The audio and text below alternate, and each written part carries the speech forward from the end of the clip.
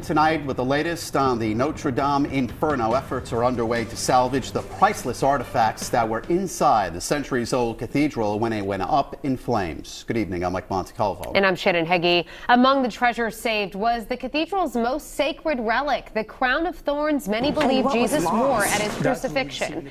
Also still standing, the two medieval bell towers. Notre Dame's iconic stained glass rose windows also appear mostly unscathed, but officials say the cathedral's high altar was damaged by falling debris, while the descent from the cross sculpture above it escaped largely unharmed. Gone forever is the forest of ancient oak used to frame up the roof, now in ashes. And what was lost? That we will see in the coming days. So far we know what's saved.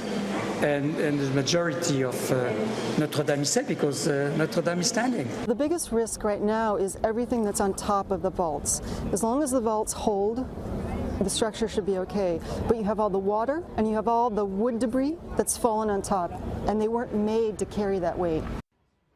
Pledges to donate money to help rebuild Notre Dame Cathedral now top $700 million. The three richest families in France have led the fundraising efforts. Authorities believe the fire was started accidentally. French President Emmanuel Macron is promising to rebuild.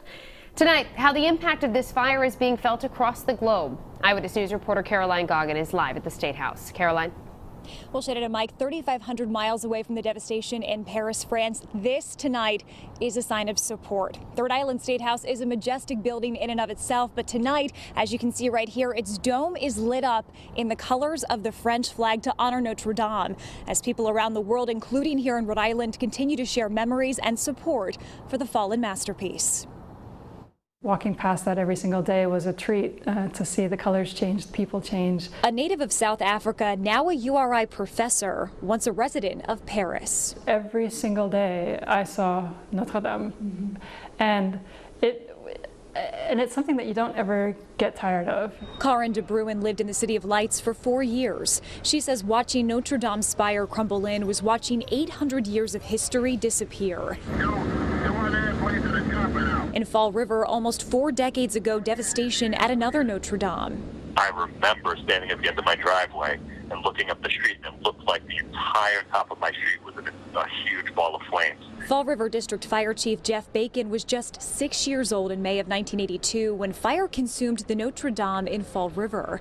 He says yesterday's fire in Paris brought those memories back and also served as a reminder of the tough job his crews could face. We all study as part of our promotional process, tactics and strategies specific to church fires. Bacon says in Gothic churches like St. Anne's, which is now permanently closed, crews assess the hanging ceilings. That's where the fire started at Notre Dame yesterday. That's where the fire started at our Notre Dame. Bacon says they look for the easiest point of access to bring water into the church. He says the challenge they face with many parishes in Fall River is that most of them were built in neighborhoods. In the case of Notre Dame in Paris, the iconic cathedral sits on an island. Dr. de Bruin calls it a work of beauty that transcends time. It's the power to think way beyond yourself that these magnificent pieces of architecture have, like Notre Dame.